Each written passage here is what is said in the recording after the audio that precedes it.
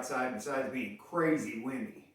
And I wanted to report back on the changes that I had made on the idle, because this is the first time I had got to ride it instead of just starting it up here in the garage. This morning when I took it out, the air temp was about 60 degrees. It got down in the 40s overnight, and the engine temp from sitting out here in the garage was about 50. And it absolutely worked perfect. Hit the starter button, the initial startup flare was about 1400 RPM, which is way better than closer to 2000 plus. It instantly dropped down to a nice, smooth 1000 RPM idle and never missed a beat. It didn't try to hunt for a higher idle and go back and forth. It just stayed at 1000 RPM and worked perfect. So I'm 100% happy with what I've done so far. I wanted to clear up, I did not shut off the idle air controller. It is still functioning normally.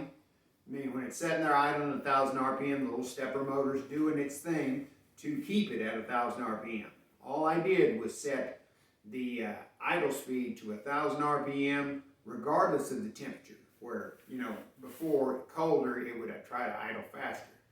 And then I shut off some of the protocols for the fast idle settings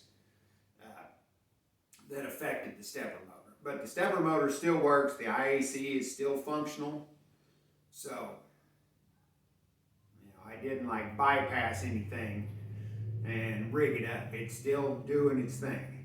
I mean, why it doesn't want to idle faster than 1000 without doing that hunting bit, I don't know.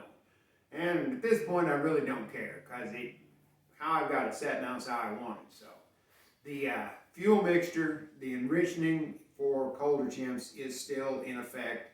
You know, the colder it gets, the more extra fuel it puts in when it's starting up. So all I did was affect the airflow through that idle air controller. So everything works good. I like it. Still my favorite bike so far. So that's all I've got for now. Thanks for watching.